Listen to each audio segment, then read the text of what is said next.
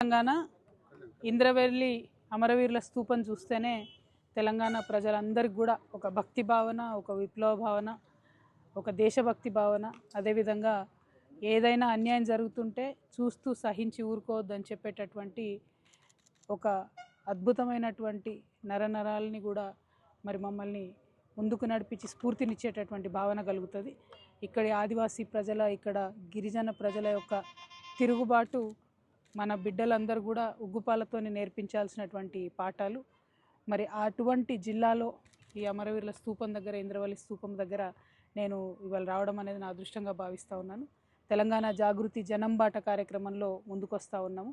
ఆ జాగృతి జనంబాట కార్యక్రమంలో ఒకటి అనుకుంటున్నాం. ఏ విప్లవాలతోనైతే, ఏ పోరాటాలతోనైతే, ఏ త్యాగాలతోనైతే తెలంగాణ రాష్ట్రం ఇవాళ ఈ దశకు చేరుకున్నదో ఇక్కడి నుంచి ఇంకా ముందుకు పోవాలి, ఇంకా ప్రతి ఒక్కరికి న్యాయం జరగాలి.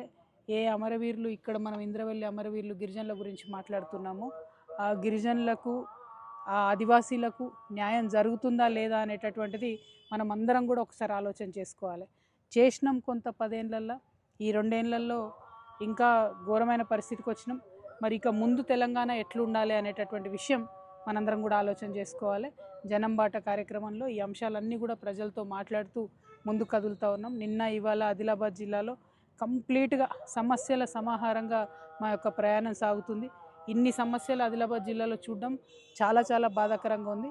కాకపోతే మేము జనంబాటలో హైలైట్ చేసినటువంటి ఈ సమస్యలతో కొన్ని సమస్యలు తీరినా కూడా మా జాగృతి జనంబాట సూపర్ సక్సెస్ అయినట్టుగా మేము భావిస్తాం.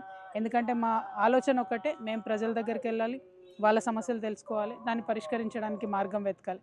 దానికి స్ఫూర్తిగా ఈ ఇంద్రవెల్లి అమరవీరులు నిలుస్తారని చెప్పి నేను మనస్ఫూర్తిగా భావిస్తూ మరి ఇక్కడికి వచ్చి ఈ స్తూపాన్ని దర్శించుకునే అవకాశాన్ని కల్పించినటువంటి కమిటీ సభ్యులందరికీ కూడా పేరు పేరున హృదయపూర్వకంగా కృతజ్ఞతలు తెలియజేస్తూ ఉన్నాను. Thank you. జై తెలంగాణ. జోహార్ ఇంద్రవెల్లి అమరవీరులకు. జోహార్ ఇంద్రవెల్లి అమరవీరులకు.